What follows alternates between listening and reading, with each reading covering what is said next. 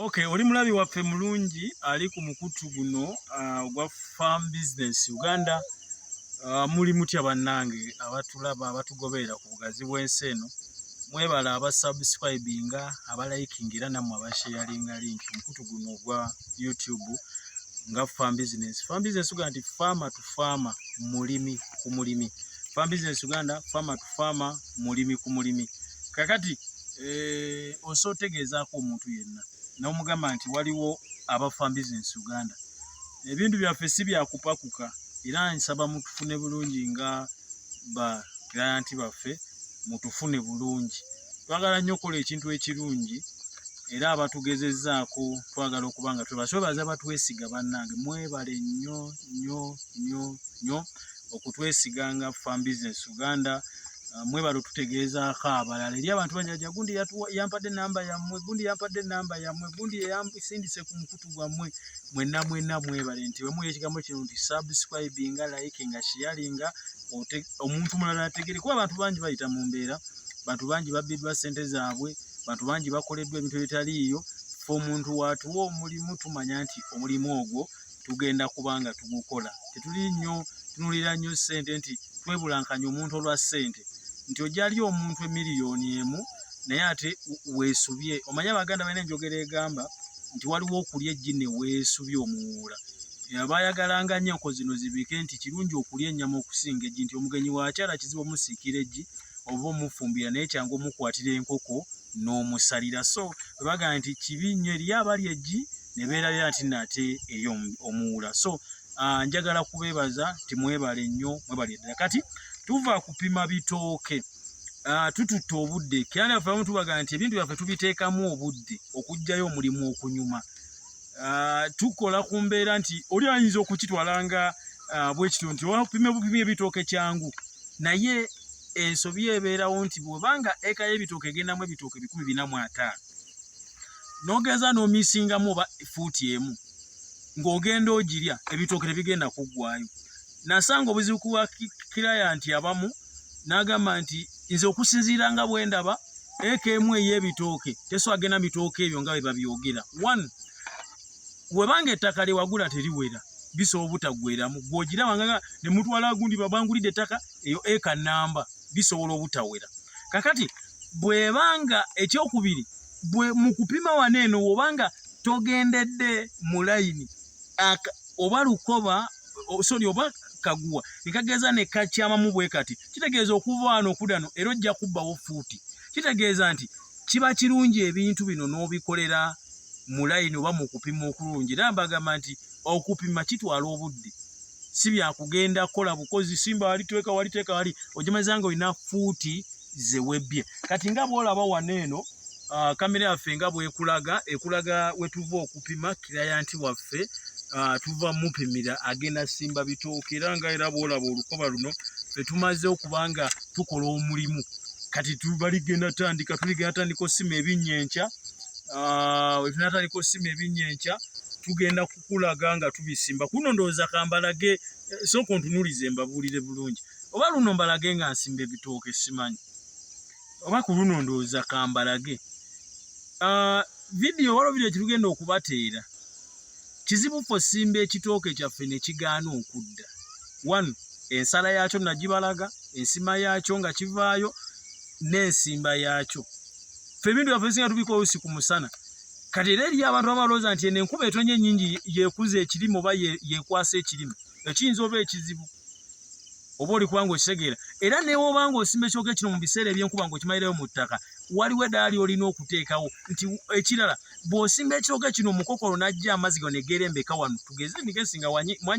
walinnya ebitooke bino mwe ababirinnya nga gy'oli olinga asamba akadongo, ekitooke kiyinza omaliza nga kivundiddeyo. Kitegeeza oba osimba ekitooke mu biseera eby'enkuba era olina experience gy'olina okuteekamu okuvaayo ekitooke kyo ne kivaayo. Oli kitegeera? Kati abasinga yalowooza nti eno enkuba nga bw'etonnya ennyingi, enkuba eri kugwayo yeekwasa ebitooke. Ebitooke bisobola osobola osimba eka nnamba nemaliza nga bivunze nga byo bennyini tebimeze mitunsi gino naye ng'ate bireese byana birala. Kino ekitooke oba okisimbye, nabagamba nti asidi asobola okwala ekitooke kino. Tugeze nga bw'osala ekitooke kino n'okisalira waggulu, asidi ono amazzi we gatulamu gakola acid kati omuluzi guno guba tegusobola kubanga gufulumirayo wano ne gubanga gwatisa wano ne kimerera eno oba oli kubanga okitegeera kati ekyo nayo kisobola okubeerawo mu biseera ng'osimba ekitooke mu kwakitegeeza kyoteekawo experience ndowooza nja kubalaga kuno kambalaga engeri gye tusimbamu ebitooke kakati tuli kulaga twala obudde ng'opima ebinnya ekibalo kyo kirooke kiveeyo ebinnya 145 bisobola okugenda mu ekayo ng'ogenda nti bisobola okuganuwerawo omuntu kuya nate byaweze olina step gye wasuula oba step gye wasuula teyali mu ttaka lyewolowooza nti noliwera eka nga teriwera step gy'oba wasuula endala ebeera mu kupima waneeno fetututa eddaala fuuti ku fuuti fuuti ku fuuti okugjayo kye tuba twagala so abawuliriza abalabi baffe abalungi nammwe abatuwuliriza kubanga gundi zino olumu bazizanya ku radio nammwe abatuwuliriza oba gwatulaba twala obudde ofune omulimu mulungi bw'onaatwala obudde omulimu ne gubeera mu layini ne woba okoze kitono kivaayo omuntu n'akussaamu ekyaka akantu kalo naye bambikanyirira si kubeera na kintu naye nga kiri ekitooke kigenda Arua kyo ne kigenda Kotido kyo ne kigenda Mukono kyo kigenze Jjinja bano Kiranti waffe yatuwa ku ssente okubanga tumutegekera ennimiro ye era ndowooza naye ne wanaaba alabye vidiyo eno ajja kubanga asobola okukakasa nti nno mwe tumaze okubanga tugukola kakati tukoze tutya ffe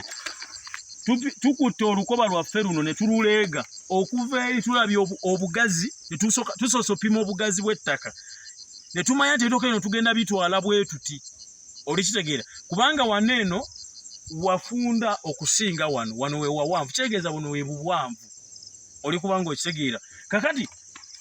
okuva wali eri paka wano tukuwadde fuuti zaffe 10 waliwo kenjijukidde nagamba Kiraya nti omuntu yali agenda simba butunda ndowooza ajja tulaba muzimbi etumugamba nti eka y'obutunda egenda butunda weebuti afu eka kitegeeza egenda mu weebuti naye oba osimba ekika bwekiti olina kukola fuuti bweziti bw'oba osimba ekika bwekiti olina simba fuuti bweziti agenda okubalayo mu bibalo bye ng'alaba kyemubalidde ekifu ne mugamba mpozi ettaka lyo nga teriwera ekifu twagenda okupima nze kennyini nasituka ne ŋŋenda ne mugamba konze nja kubeerawo tupime nga naawe olaba tugwe opima ettaka nga terigwayo Afrika oli kitegeera so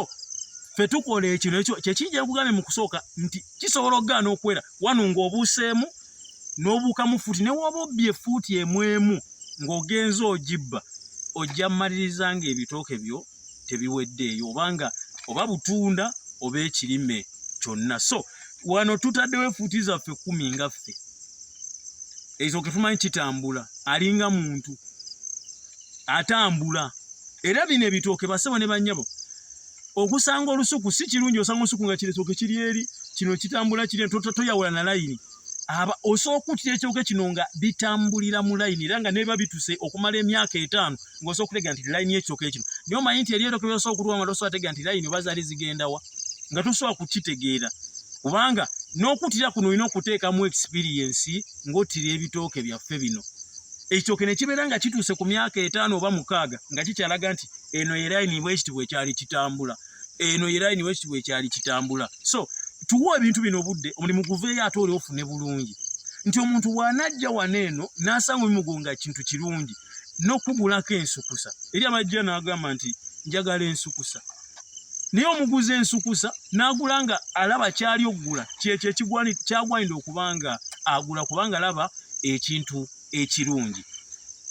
bw'oba tonnaba subscribinga konamu subscribing naye njagala kwebaza abantu mwenna abatandika naffe eri abantu abajja naga mbagoberedde ebbanga ddene okuva ebbanga lyonna nze mbagole okuva vidiyo ze mwasuulayo so mwebala okwagala Farm Business Uganda si ffe balungi ffeke eri abalungi bangi tukuwa amagezi ne tukuyambako okufunira ebyo by'oba weetaaze nanti ki n'okuyambako bikukolera kakati ono Kiraya nti twamuwaako amagezi naye amagezi agasinga twageesigaliza kubanga tali mu Uganda ali bweru kakati amagezi agasinga ffe twageesigaliza kali ye naga nti wemba nga muyambako binfunira ne muyambako okumpa amagezi ekyo mukireke kale mmwe mubinkolere kale ekyo kye tukola ebintu bisa tukuyambako kuwa amagezi ne tukuyambako bikufunira ne tukuyambako n'obikukolera